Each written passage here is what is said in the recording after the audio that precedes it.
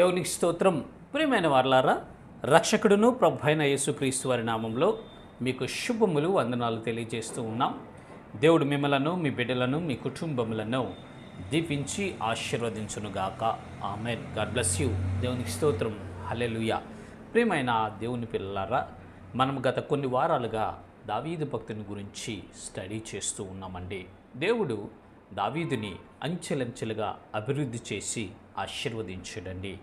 సామాన్యమైనటువంటి వ్యక్తిని, గొర్రెలు కాచుకునే ఒక పిల్లవాడిని సైనికుడుగాను, సైన్యాధిపతిగాను, రాజుగాను, చక్రవర్తిగాను, సామ్రాట్టుగాను దేవుడు దావీదుని చేసినట్లుగా, దీవించినట్లుగా, తన వంశమును కూడా స్థిరపరిచినట్లుగా మనం చూస్తున్నాం. అయితే దావీదు గారి యొక్క గుణ లక్షణాలు, ఏ విధంగా దేవునితో అతనికి సంబంధం కలిగి ఉన్నది, ఏంటి అతని జీవితంను గురించి మనం పరిశీలన చేస్తున్నాం. ప్రస్తుతం మనము దావీదు భక్తుడు చేసినటువంటి యుద్ధాలను గురించి స్టడీ చేస్తున్నాం. ఈ దినము కూడా దావీదు భక్తుడు ఒక యుద్ధం చేయబోతున్నాడండి.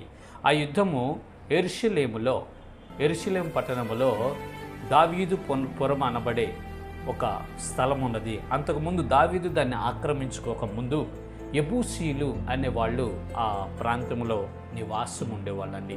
యెబూసీల పట్టణము అనబడేది. ఆ ప్రాంతంలో గుడ్డివాళ్ళు, కుంటివాళ్ళు వాళ్ళ యుద్ధాలు చేసి ఎవరిని రాకుండా తరిమి వేస్తూ ఉన్నటువంటి పరిస్థితి. యెబూసీలు నివసిస్తున్నటువంటి ప్రాంతాన్ని దావీదు భక్తుడు తన సైన్యము ద్వారా ఆక్రమించుకొని తర్వాత తను నివాస స్థలంగా ఆ ప్రాంతాన్ని చేసుకున్నట్లుగా మనము చూద్దాం. ఈ దినము ఆ ప్రాంతాన్ని జయించడం, యుద్ధం ఎలా చేసాడు మనము తెలుసుకుందాము. చూద్దాము. లేఖన భాగము 2వ సమూయేలు గ్రంథము 5వ అధ్యాయము 6-7 వచనములు. ఆ యెబూసీలు దేశములో నివాసులై ఉండగా రాజును అతని పక్షం వారును యెరూషలేముకు వచ్చిరి. యెబూసీలు దావీదు లోపలికి రాలేడని తలంచి, నీ వచ్చిన ఎడల ఇచ్చటి గుడ్డివారును కుంటివారు నిన్ను తోలివేతురని దావీదునకు వర్తమానం పంపియుండిరి. అయినను దావీదు పురమనబడిన సియోను కోటను దావీదు స్వాధీనపరుచుకొనెను. దేవునికి స్తోత్రం. హల్లెలూయా. ప్రార్థన చేసుకుందాం. పరిశుద్ధుడు అయిన తండ్రి, ప్రేమస్వరూపి, దయగల ప్రభా, మీకు వందనాలయ్యా. కనికరం కలిగిన దేవా, మీకు స్తోత్రాలు చెల్లిస్తూ ఉన్నాం. గడిచిన కాలం అంతయు మీ రెక్కల మాటను దాచి భద్రపరిచి క్షేమాన్ని ఇచ్చారు ప్రభా. ఈ దినము మాకు అనుగ్రహించినందుకు కృతజ్ఞతలు చెల్లిస్తూ ఉన్నాం. దేవా, మీ దాసుడు, మీ హృదయానుసారుడు, మీకు ఇష్టడైనటువంటి దావీదు రాజు చేసినటువంటి మరొక యుద్ధమును గురించి మేము తెలుసుకొని పోచుండగా, నిలుచున్నవాడు అల్పుడు, బలహీనుడు, మంటివాడు నీ పరిశుద్ధాత్మ శక్తితో నింపి వాక్శక్తిని అనుగ్రహించి మాకు కావలసిన మాటలు అందించి మమ్మల్ని బలపరిచి ఈ విశ్వాస యాత్రలో ముందుకు నడిపించి మీరు మహిమ పొందమని పరిశుద్ధుడైన యేసయ్య నామములో వేడుకొని ప్రార్థిస్తూ ఉన్నాము తండ్రి. ఆమేన్. దేవునికి స్తోత్రం. హల్లెలూయా. దేవుడు మిమ్మలను, మీ బిడ్డలను, మీ కుటుంబములను బహుగా దీవించి ఆశీర్వదించునుగాక. ఆమెన్. God bless you. అందరికీ ప్రత్యేకమైన వందనాలు చెల్లిస్తున్నాం. ప్రియమైన దేవుని పిల్లలారా, చదువుబడిన వాక్య భాగాన్ని మనం ఒకసారి గమనించినట్లయితే, యెబూసీలు దేశంలో నివాసులై ఉండగా రాజును అతని పక్షం వారును యెరూషలేముకు వచ్చిరి. యెబూసీలు దావీదు లోపలికి రాలేడని తలంచి, నీవు వచ్చిన ఎడల ఇచ్చటి గుడ్డివారును కుంటివారు నిన్ను తోలివేతురని దావీదునకు వర్తమానం పంపియుండిరి. అయినను దావీదు పురమనబడిన సియోను కోటను దావీదు స్వాధీనపరచుకొనెను. దేవునికి స్తోత్రం. హల్లెలూయా. అప్పుడు ప్రస్తుత పరిస్థితి ఏంటండి, సౌలు రాజు చనిపోయాడు. ఆ తర్వాత దేవుడు దావీదుని హెబ్రోనుకు వెళ్ళమన్నాడు. హెబ్రోనుకు వచ్చిన తర్వాత అక్కడ కొంతకాలం రాజ్య పరిపాలన చేసిన తర్వాత సౌలు కుటుంబీకులకు దావీదు సేవకులకు మధ్య యుద్ధం జరిగినప్పుడు సౌలు కుటుంబంలో ఉన్నటువంటి ఆ సైనికులు కానీ, సౌలు కుటుంబానికి సహకరించే వాళ్ళు రోజు రోజుకి దినదినం క్షీణించిపోతూ వచ్చారు. దావీదు పక్షపు వారందరూ దినదిన అభివృద్ధిని చెందుతున్నట్లు మనం చూస్తాం. దేవుడే దావీదు పక్షాన ఉండి అతని తరపున ఉన్నటువంటి వారిని అందరినీ అధిక బలం చేత నింపుతూ దినదినాభివృద్ధిని పొందింపచేశాడండి. ఇటు సౌలు కుటుంబము వారు క్షీణించిపోతూ ఉన్నారు. దావీదుకు పక్షపు వారందరూ బలాభివృద్ధిని పొంది ఎదుగుతూ ఉన్నప్పుడు ఆ సమయంలో చివరికి ఆ ఇశ్రాయేలు ప్రజలు కూడా ఒక నిర్ణయానికి వచ్చి, దావీదైతేనే సమర్థుడు, మన రాజ్యాన్ని పరిపాలించడానికి శక్తి కలిగిన వాడని యోచించి దావీదును తీసుకొచ్చి ఇశ్రాయేల్ మీద కూడా రాజుగా ఆయనకి పట్టాభిషేకం చేస్తారు. ఆయన ఇక ఆ రాజ్యములో ఉన్నటువంటి శత్రువులందరిని హతమారుస్తూ చాలా ప్రాంతాలు జయిస్తూ ఉన్నటువంటి రోజుల్లో ఈ యెరూషలేము పట్టణానికి వచ్చాడండి. ఈ యెరూషలేము పట్టణానికి వచ్చినప్పుడు యెబూసీయులు అనేవారు అక్కడ నివాసం చేస్తున్నారు. ఆ యెరూషలేములో యెబూసీయులు ఉన్నారండి. ఈ యెబూసీయులు ఎందుకు అక్కడ ఉన్నారు అంటే మనం ఒకసారి నిర్గమాకాండం చూసినట్లయితే నిర్గమాకాండము మనం చూస్తే అక్కడ దేవుడు చెప్తూ ఉంటాడు మోజెస్కి 3వ అధ్యాయము 17వ వచనం చూస్తే, ఐగుప్తు బాధలో నుండి పాలు తేనెలు ప్రవహించు దేశమునకు అనగా కానానీయులు, హిత్తీలు, అమోరీలు, పెరిజ్జీలు, ఇహ్వీలు, యెబూసీయులున్న దేశమునకు మిమ్మల్ని రప్పించదనని సెలవిచ్చితనని వారితో చెప్పము అని దేవుడు మోజెస్కి చెప్తున్నాడు. ఇశ్రాయేల్ ప్రజలు బానిసత్వంలో ఉండినప్పుడు ఐగుప్తు దేశంలో బానిసలుగా మగ్గిపోతూ ఉన్నప్పుడు 430 సంవత్సరాలు అయిపోతుంది.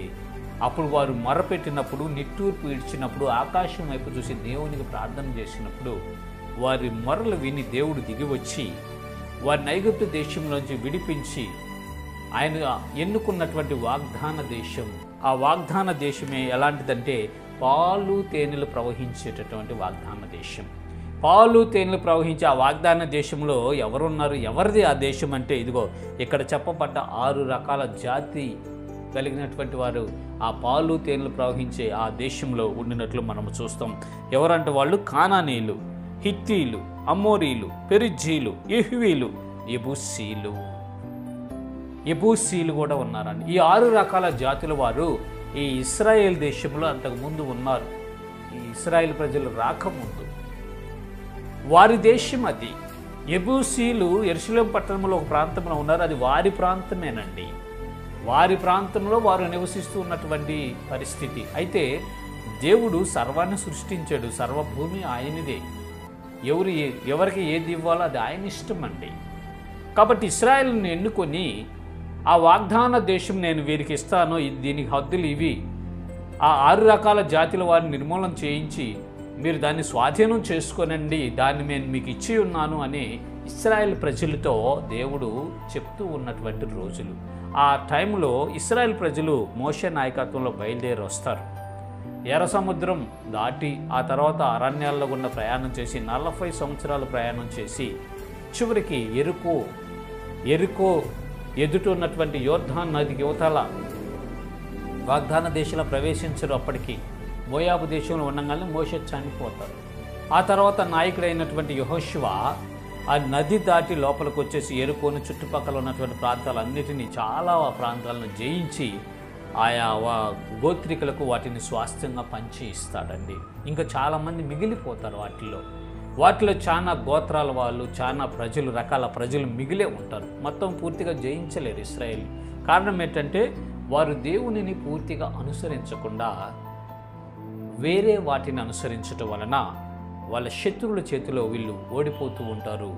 ఒక్కొక్కసారి బానిసలుగా పట్టబడి 7 ఏండ్లు, 40 ఏండ్లు, 30 ఏండ్లు, 20 ఏండ్లు బానిసత్వం చేస్తూ ఉంటారు. న్యాయాధిపతులు అదే ఆ గ్రంథాన్ని మనం పరిశీలిస్తే అదే జరుగుతుందండి. అక్కడ న్యాయాధిపతుల కాలంలోనే వాళ్ళు బానిసత్వంగా వెళ్ళిపోతున్నట్లుగా, వేరే శత్రువులు వీరిని అణిచివేసినట్టుగా మనం చూస్తాం. ఎందుకు వలన వారు పూర్తిగా జయించలేకపోయారు అంటే దేవునిని విరిచి వేరొక దాన్ని అనుసరించడం వలన, కేవలం అందును బట్టే వారు జయించలేకపోయారు. ప్రియమైన దేవుని పిల్లలారా, నీవు నేను రక్షించబడినటువంటి మనము, ఈ విశ్వాసయాత్రలో ఉండినటువంటి మనము వాగ్దాన దేశమైనటువంటి పరలోక రాజ్యంలోకి ప్రయాణం చేస్తున్నాం. మన గమ్యం, మన లక్ష్యం పరలోక రాజ్యం అండి. రేపు మనం ఉండాల్సిన ప్రదేశం కూడా దేవాది దేవుడే, సర్వసృష్టికర్త అయిన తండ్రి అయిన దేవుడే, త్రియేక దేవుడు, మన రక్షకుడైన యేసుక్రీస్తు ప్రభుల వారు, పరిశుద్ధాత్మ దేవుడు ఉండేటటువంటి ప్రదేశంలో మనం ఉండబోతున్నాం. అది వాగ్దాన దేశం, మనకి పరసంబంధమైన దేశం. ఆ వాగ్దాన దేశమును మనం స్వతంత్రించుకోవాలి అంటే, ఆ వాగ్దాన దేశంలోకి మనం ప్రవేశించాలి అంటే దేవుడు కట్టడల ప్రకారం, దేవుని ఆజ్ఞల ప్రకారం, దేవుని విధుల ప్రకారం మనం నడుచుకుంటేనే అందులో ప్రవేశిస్తాం. లేదంటే ప్రవేశించలేం, దాన్ని మనం స్వతంత్రించుకోలేం. ప్రియులారా, ఇక్కడ ఇశ్రాయేల్ ప్రజలు కూడా ఈ వాగ్దాన భూమిని పూర్తిగా స్వతంత్రించుకోలేకపోవటానికి కారణం ఏంటంటే వారిలో ఉన్నటువంటి బలహీనతలు, వారిలో ఉన్నటువంటి పాపం, వారిలో ఉన్నటువంటి అతిక్రమం, వారిలో ఉన్నటువంటి దోషం స్వతంత్రించుకోకుండా చేసిందండి. మనలో ఏదైనా దోషం, పాపం, అవిధేయత, అపవిత్రత, దుష్టత్వం, భ్రష్టత్వం ఉంటే పరలోక రాజ్యంలో మనం ప్రవేశించలేము. ప్రియులారా, దయచేసి గమనించండి. మనం పరిశుద్ధపరచుకోవాలి. ఎప్పటికప్పుడు ఆయన రక్తము చేత శుద్ధులముగా మనం మార్చబడుతూ ఉండాలి. ఇంకా ఈ యెబూసీయులు అనబడినటువంటి వారిని ఇంకా ఇశ్రాయేల్ ప్రజలు జయించలా, ఆ దేశంలోనే ఉన్నారు, ఆ దేశంలో నివసిస్తూ ఉన్నారు యెబూసీయులు. ఆ యెబూసీయులు ఉండే ప్రాంతం చాలా పగడ్బందీగా ఉంటుంది, కోట గోడలతో నిర్మించబడినటువంటి ప్రాంతం. ఆ ప్రాంతాన్ని జయించి దాన్ని నాకు నివాస స్థలంగా నేను ఏర్పాటు చేసుకోవాలని దావీదు తలంచి కొంతమంది వార్తాహరుల చేత పంపిస్తే వాళ్ళు ఏమంటున్నారంటే, ఎవరే బాబు, దావీదు ఎవరు, ఇంకా వాళ్ళు ఎవరు ఇక్కడికి రాలేరు, ఎవరు జయించలేరు మా ప్రాంతాన్ని, ఎందుకంటే మాకు ఇక్కడ కుంటోళ్ళు గుడ్డెళ్ళు పెద్ద సైనికులుగా ఉంటారు, వారిని దాటి రావటం అనేది అసాధ్యం అని చెప్తూ ఉన్నారు యెబూసీయులు. ఈ యెబూసీయుల్ని మనం ఒకసారి గమనించినట్లయితే వీరు ఎవరంటే వీరు హాము సంతానం అండి. నోవహుకు 3 కొడుకులు ఉంటారు, షేము, హాము, యాఫెతు. హాము సంతానమే ఈ యొక్క యెబూసీయులు. చూద్దాము లేఖన భాగము. ఆదికాండము 10వ అధ్యాయము 15వ వచనం మనం చూస్తే, కానాను తన ప్రథమ కుమారుడగు సీదోనును, హేతును, యెబూసీయులను, అమోరీలను, గిర్గాషీలను, ఇహ్వీలను, ఆర్కీలను, సీనీలను. ఈ కానాను అనే ఆయన సంతానంలో నుంచి వచ్చిన వాళ్ళే ఈ యెబూసీయులు. ఈ కానాను అనే అతను హాము కొడుకు. ఈ 6-7 వచనాలు చూస్తే ఇదే అధ్యాయం 10వ అధ్యాయం ఆదికాండం 6-7 వచనాల్లో హాము కుమారులు కూషు, మిస్రాయిము, పూతు, కానాను. 4 కొడుకులు హాముకి. ఒక అతని పేరు ఏంటంటే కూషు, 2వ వాడి పేరు మిస్రాయిము, 3వ వాడి పేరు పూతు, 4వ వాడి పేరు కానాను.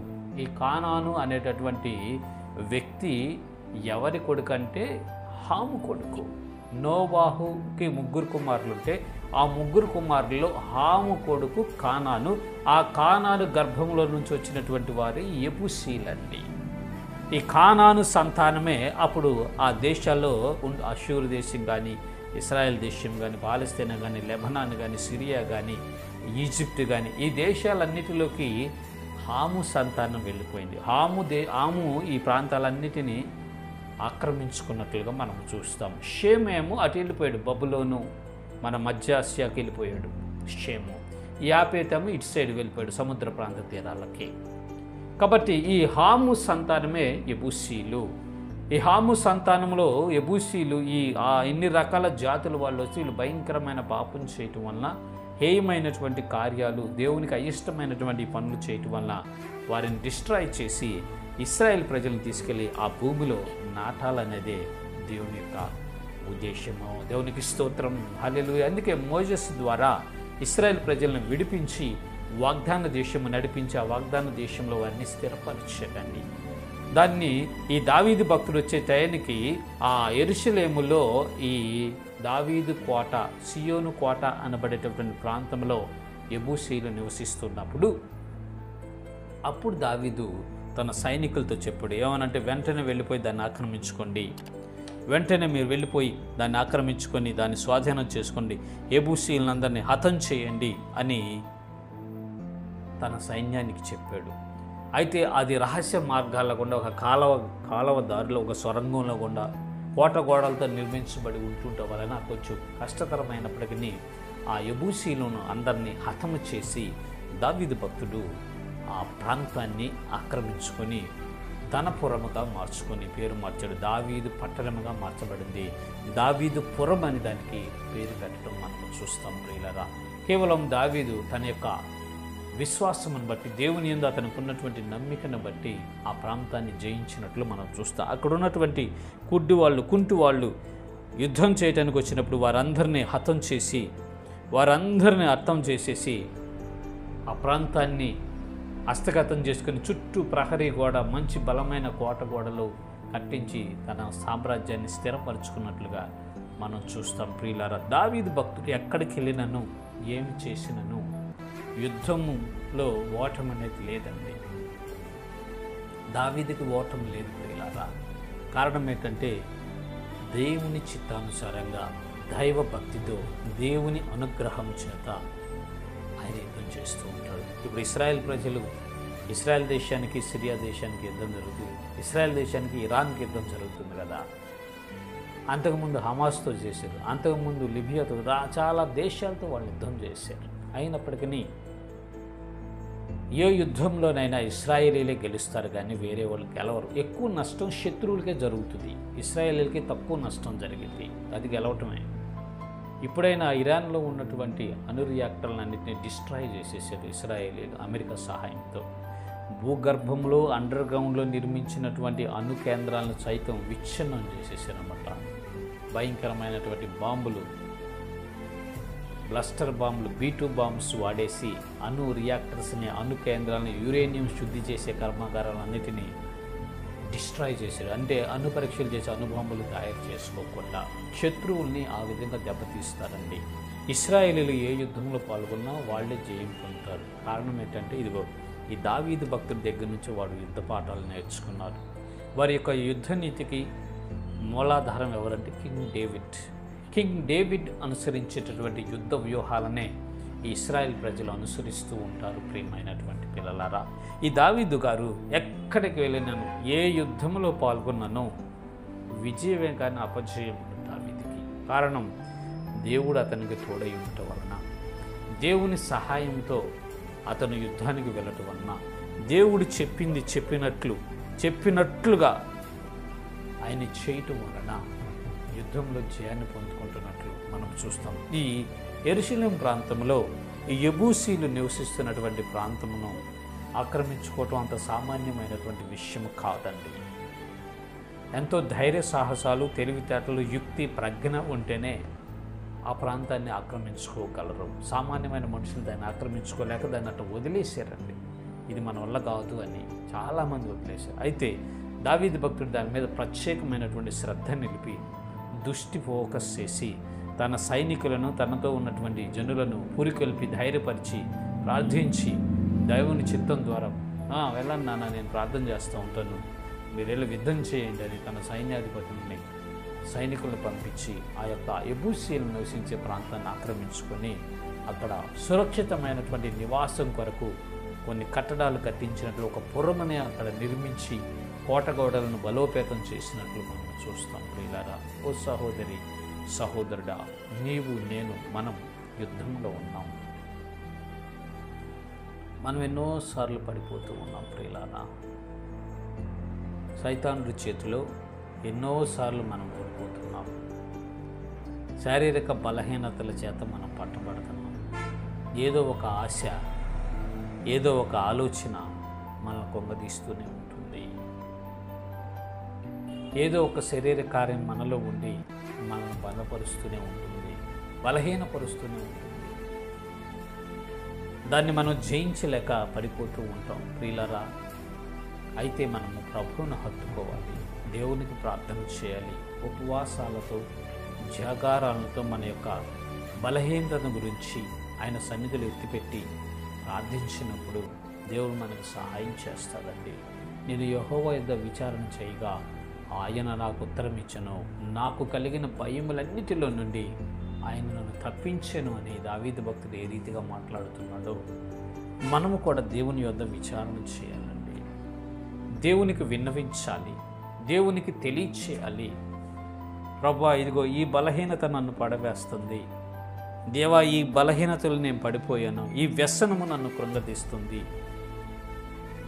ఈ చెడు వ్యసనములో నేను పట్టబడ్డాను, ఇది రోజు రోజుకి ఎక్కువైపోతుంది కానీ తగ్గట్లేదు, మానుకుందామని నేను అనుకుంటున్నాను కానీ నేను మానుకోలేకపోతున్నాను ప్రభువా, ఇది తప్పని నాకు తెలుసు, అయినను నేను చేయాల్సి వస్తుంది తండ్రి, నన్ను క్షమించండి, పరిశుద్ధపరచండి. ఆ పాపములోను, ఆ అవిధేయతలోను, ఆ అపవిత్రతలోను, ఆ దుష్ట కార్యములోను, ఆ నీచ కార్యములో నేను పాల్గొకుండా నన్ను ఆపండి ప్రభు అని మనం ప్రార్థన చేయాలి. నా మనస్సు బలహీనం అవటం వలన శారీరక వాంఛలకు లోనైపోయి బలహీనున్నై నేను పాపం చేస్తున్నాను ప్రభు అని నీ యథార్థమైన స్థితి నువ్వు ఒప్పుకోవాలండి. నీ యథార్థమైన స్థితి నువ్వు ఒప్పుకోగలిగితే, నీ యథార్థమైన స్థితిని నువ్వు దేవుని ఎదుట ఒప్పుకొని విడిచిపెడితే దేవుని యొక్క కనికరం పొందుకుంటావు. ప్రియమైనటువంటి దేవుని పిల్లలారా, అతిక్రమములు దాచిపెట్టువాడు వర్ధిల్లడు, వాటిని ఒప్పుకొని విడిచిపెట్టువాడు దేవుని యొక్క కనికరం పొందుకుంటాడు. మనము దేవుని కనికరం పొందుకోవాలి అంటే, దేవుని ద్వారా కృప పొందుకొని ఈ విశ్వాసయాత్రలో విజేతలుగా మనం నిలబడాలి అంటే ఖచ్చితంగా మనలో ఉన్నటువంటి బలహీనతలను, మనలో ఉన్నటువంటి పాపమును ఆయన ఎదుట ఒప్పుకొని విడిచిపెట్టేయాలండి. దావీదు భక్తుడు ఎప్పటికప్పుడు ప్రార్థనలోనూ, వాక్యములోనూ, దేవుని స్తుతిలోనూ ఎక్కువగా ఉంటూ ఉండేవాడు. అవిధేయతలో పడిపోయినప్పుడు కూడా వెంటనే లేచి ప్రార్థన చేసేవాడు. నన్ను శక్తితో నింపు ప్రభువా, నీ కృప లేకపోతే నేను సమాధిలోకి దిగువాడినైపోతానని చెప్తాడు దావీదు. నీ కృప లేకపోతే, నువ్వు నన్ను కాపాడకపోతే ఇప్పుడే నేను మరణించేసేస్తాను. అంతటి ప్రమాదకరమైనటువంటి పరిస్థితుల్లో నేనుండానయ్యా, నాకు సహాయం చేయి ప్రభు అని ఎప్పుడు దేవుణ్ణి ప్రార్థిస్తూనే ఉంటాడు, స్తుతిస్తూనే ఉంటాడు, కీర్తనలు రాస్తూనే ఉంటాడు. ప్రియులారా, ఈ యెబూసీలు నివసించే ప్రాంతం అంత సామాన్యమైనది కాదు. వెళ్ళి జయించి రావటం చాలా కష్టం. అయినప్పటికీ దావీదు యొక్క సేవకులు విజయవంతంగా అక్కడున్న వాళ్ళందరినీ తోలివేసేసి, అక్కడున్న వాళ్ళందరినీ హతం చేసి ఆ ప్రాంతంలో జయించారండి. యెరూషలేములో ఉంటున్న ప్రాంతం దావీదుపురం అనే దావీదు కోట అంటారు. ఒక రక్షణ కవచంగా ఉంటుంది, స్పెషల్గా ఉంటుందండి ఆ ప్రాంతం. అలాంటి ప్రాంతాన్ని జయించడానికి దేవుని కృప, దేవుని సహాయం చేత ఇతను నడిపించి జయాన్ని పొందుకున్నట్లు మనం చూస్తాం. మన జీవితంలో కూడా ఏదో ఒక బలహీనత ఉంటుందండి. ప్రతి మనిషికి ఏదో ఒక బలహీనత, ఏదో ఒక బలహీనత అయినా ఉంటుంది. కొంతమందికి చాలా బలహీనతలు ఉంటాయి. అన్నిటిని మనం జయిస్తాం, కానీ ఆ ఒక్కదాని దగ్గర మనం పడిపోతూ ఉంటాం. ఎన్నిసార్లు ప్రయత్నించినా, ఎంత నిష్టగా ఉన్నా, తీర్మానం చేసుకొని నిలబడదామని అనుకుంటే కొన్నాళ్ళు ఉంటాము, తర్వాత మరలా ఫాల్ డౌన్. అది బలహీనత, దాన్ని మనం జయించలేం. దేవునికి అప్పగించాలి. ప్రభువా, దీని నుండి నాకు విడుదల కలిగించు ప్రభు అని మనం వేడుకోవాలి. దేవుడు మాత్రమే చేయగలడని మనగా స్వతహాగా మనం దాన్ని మానుకోలేము. అయితే మనం ఒకటి చేయాలి, మానుకోవటానికి మన మనస్సును సిద్ధపరిచి స్థిరమైనటువంటి నిర్ణయం చేసుకోవాలి, స్థిరమైనటువంటి డెసిషన్ తీసుకోవాలి. ఇక నేను చెయ్యను, రేపటి నుంచి నేను ఆ పాపము చెయ్యను, రేపటి నుంచి నేను అవిధేయతలో పాల్గొను, రేపటి నుంచి నేను అతిక్రమాన్ని చేయను, ఈ రోజు నుంచే నేను నిలబడతాను, ఇక నేను చెయ్యను, నేను కరెక్ట్గా నిలబడతాను, కరెక్ట్గా ఉంటాను అని మనము స్థిరమైన ఒక నిర్ణయం చేసుకొని, స్థిరమైన స్టాండ్ తీసుకొని దాని మీద నిలబడటానికి ప్రయత్నం చేసి దేవునికి ప్రార్థన చేయాలి. ప్రభువా, రేపటి నుంచి ఈ పాపం చేయకుండా నాకు సహాయం చేయి, రేపటి దినము నుంచి నన్ను నిలబెట్టు, నన్ను బలపరచు, నన్ను వాడుకో, నీ పరిచర్యలో బిజీ చేయండి. ఆ పాపంలోను, అవిధేయతలోను, అతిక్రమంలోను, దోషంలో నేను ఉండకుండా నాకు సహాయం చేయి ప్రభు అని మనం వేడుకుంటూ ఉండాలి. ప్రియులారా, అప్పుడు మనము ఈ యుద్ధంలో జయాన్ని పొందుకోవడానికి అవకాశం ఉంటుంది. శత్రువు అనేక సార్లు మనల్ని గాయపరుస్తూనే ఉంటుంది. వాడి డ్యూటీ అది. వాడి డ్యూటీ ఏంటంటే మనల్ని గాయపరిచి, మనల్ని కొట్టి పడవేసి, పతనం చేసి, భ్రష్టులను చేసి, నరక ప్రాయులుగా చేయాలనేదే శత్రువు యొక్క పన్నాగం. నరకానికి, అగ్నిగుండానికి మనల్ని ఈడ్చుకొని పోవాలని, తనకు సిద్ధపరిచినటువంటి నరకంలోకి మనల్ని తీసుకెళ్లాలని శత్రువు నిత్యము ప్రయత్నిస్తూనే ఉంటాడు. వాడు రక్తమాంసాలు కలిగిన వాడు కాదు, వాడికి అలసట రాదు. మనకొచ్చి అలసట. మనం ప్రార్థనలోనూ, ఉపవాసంలోనూ, దైవ ధ్యానంలోనూ దేవునితో అంటుకట్టబడి ఉన్నప్పుడు బాగా శక్తివంతంగా ఉంటాం. అగ్ని వలె మండుతాం. ఆ టైంలో యేసు రక్తమే జయం అంటే శత్రువు కూడా కాలిపోయి పారిపోతాడు దూరంగా. అంత ఫైర్ మనలో ఉంటుంది. ఆ తర్వాత రాను రాను ప్రార్థన దూరం అవ్వటం వలన, దేవుని స్తుతించటం లేకపోవటం వలన, దేవునితో సత్సంబంధం కలిగి లేకపోవటం వల్ల ఏం జరిగిందంటే మనలో మనం బలహీనం పడిపోతాం. బలహీనం అవుతూ ఉన్నప్పుడు వాడు వచ్చి అటాక్ చేసి మనల్ని గాయపరుస్తాడు, పడేస్తాడు, పతనం చేస్తాడు. ఆ పాపంలోనే ఉండేటట్టు చేసి చివరికి ఆ పాపంలోనే మనల్ని చంపి నరకాన్ని తీసుకెళ్ళిపోతూ ఉంటాడు. దయచేసి గమనించండి. లేచి నిలబడాలి, బలపరచబడాలి. దావీదు భక్తుడి వల్ల యుద్ధం చేయాలి. దావీదు భక్తుడి వల్ల యుద్ధం చేయాలి. దావీదుకు ఓటం లేదండి. ఏ యుద్ధంకి వెళ్ళినటువంటి విజయాన్ని పొందుకున్నాడు. అవతల శక్తివంతమైన సైన్యం కావచ్చు, ఎదుటి వాళ్ళది బలవంతులైన కావచ్చు, విస్తారమైన సైన్యం రావచ్చు, పగడ్బందీగా ప్లాన్లు వేసుకోవచ్చు. అయినప్పటికీ దావీదు దేవుని సహాయం ద్వారా యుద్ధాలు చేస్తున్నాడు కాబట్టి జయాన్ని పొందుకుంటున్నాడు. ఓ ప్రియమైన సహోదరి సహోదరుడా, నీవు నేను మనమందరం దేవుని సహాయం చేత యుద్ధ భూమిలో మనం నడిచినట్లయితే, ఈ విశ్వాస యాత్రను దేవుని చిత్త ప్రకారం మనం జరిగించుకోగలిగితే, దేవుని ఆజ్ఞ ప్రకారము, దేవుని అనుమతి ప్రకారము మనల్ని మనం ఆయనకు సబ్మిట్ చేసుకొని, ప్రభువా యుద్ధం నాది కాదు నీదే, నీవే నాకు సహాయం చెయ్యి, బలపరచు, జయాన్నిచ్చి విజయవంతంగా ఈ యాత్ర ముగించే కృప నాకు అని ఎప్పటికప్పుడు అనుదినం మనము దేవునికి అప్పగించుకొని నడిచినట్లయితే ఈ యుద్ధంలో జయాన్ని పొందుకుంటాము. జయవీరులుగా మార్చబడి పరలోక రాజ్యంలో ప్రవేశిస్తాం. ఇటు కృప దేవుడు మనందరికీ కలుగు చేయనుగాక. ఆమేన్. God bless you. దేవునికి స్తోత్రం. హల్లెలూయా. ప్రార్థన చేసుకుందాం. పరిశుద్ధుడైన తండ్రి, మీకు వందనాలయ్యా. చక్కని వాక్య భాగాన్ని మాకు అందించినందుకు స్తోత్రాలు. దావీదు భక్తుడు నాయన ఏ యుద్ధంలో పాల్గొన్నప్పటికీ మీరు జయాన్ని ఇచ్చి నడిపిస్తున్నందుకు స్తోత్రాలయ్యా. యెబూసీయులు నివసిస్తున్నటువంటి ఆ ప్రాంతాన్ని, సియోను కోటను నాయన దావీదుకు అప్పగించారు, స్థిరపరిచారు, తన యొక్క పట్టణముగా మీరు మార్చినందుకు మీకు కృతజ్ఞతలయ్యా. అదేవిధంగా మమ్మల్ని కూడా బలపరచండి. ఈ విశ్వాసయాత్రలో యుద్ధంలో మేము ఉంటూ ఉండగా మాకును సహాయం చేయండి. ఈ విశ్వాసయాత్రలో విజయాలు పొందుకుంటూ మీతో నడిచే అనుభవంలోకి, శత్రువుని జయించే అనుభవంలోకి మిమ్మల్ని నడిపించి, ముందుకు నడిపించి మీ కృపతో నింపి పరలోక రాజ్యంలో చేర్చమని, మహిమ మీరు పొందుకోమని యేసయ్య పరిశుద్ధ నామములో వేడుకొని ప్రార్థిస్తున్నాం తండ్రి. ఆమేన్. దేవునికి స్తోత్రం. హల్లెలూయా. God bless you. దేవుడు మిమ్మల్ని బహుగా దీవించునుగాక. ఆమేన్.